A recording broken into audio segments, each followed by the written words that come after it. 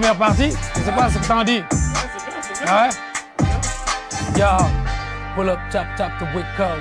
Set up, chop, chop the wick chop, nigga. Put up, fuck, chop the wick toe. Set up, chop, chop the rock chop. C'est la rythmique. Set up, tic, tic. Nous, là-bas, on n'a pas l'habitude, par exemple, de faire des morceaux. Par exemple, quand tu dois faire un feat, c'est pas, ouais, vous faites 2 ou 3 morceaux, après vous choisissez. Ah ouais? Donc, ouais, quand je vois, bon, parfois, je regarde des interviews, je vois des artistes qui disent, ah ouais, on a fait 6 morceaux, après on a choisi tel et tel.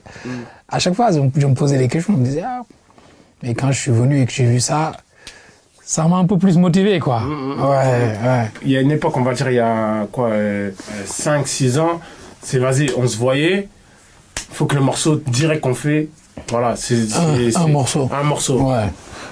Mais ça, c'était l'époque où, vas-y, tu vois, tout le monde n'avait pas forcément son studio. Tu vois ce que je veux dire? Ouais, c'était payant.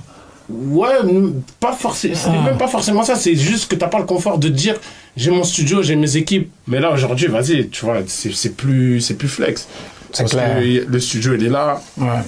Biggie, il est là. Ça veut dire, vas-y, tu peux tester plusieurs trucs. Tu vois. Tu as le choix. Ouais, t'as le choix, t'as le choix. Ouais, en tout cas, moi, dans mon processus, même pour moi, mais son solo. C'est comme ça que tu fais. Ouais, c'est comme ça que je fais. Ouais. Moi, je fais tout le temps ça. Ouais. Mais sauf que moi, je prends le temps d'écouter, en fait. Exactement. Je peux écouter ça pendant 1 mois Exactement. ou plus Comme pour ça, voir tu vois si comment ça ça vieillit. exactement, voilà, pour voir comment ça vieillit. C'est ça le mot. C'est important, c'est important. Sinon, j'avais fait quelque chose là tout de suite.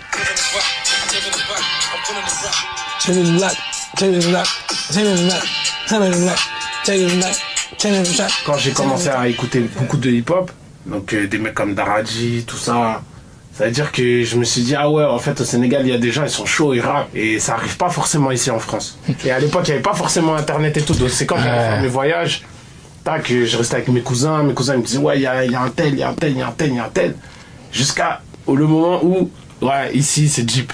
Tu vois, c'est là où j'ai découvert Jeep, tu vois, je l'ai découvert je l'ai pas découvert sur internet, je l'ai découvert sur les téléphones de mes cousins et tout, tu vois. Okay. Et du coup après moi ça me fait kiffer de pouvoir collaborer avec des artistes sénégalais parce que vas-y c'est la base, tu vois ce que je veux dire. Tu poses bien le flow, après les paroles c'est pas grave, on peut remodifier et tout. Le flow il est charmé mon gars. Parce que même avec les...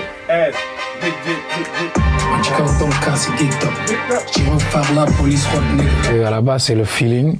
Moi, je l'ai connu à travers son son La Nuit. Ça date, mais j'ai toujours aimé son côté libre, quoi. Avec les refrains qu'il fait, les featuring qu'il a eu à faire et tout. Et j'aime beaucoup le personnage, quoi. On appartient à aux mêmes ethnies. Donc c'est la famille en quelque sorte. Et le truc c'est que c'est des gens en plus qui sont capables de rapper en français, rapper en wolof, rapper en anglais. Ah, tu vois ce que je veux dire, moi j'ai pas toute cette palette, tu vois.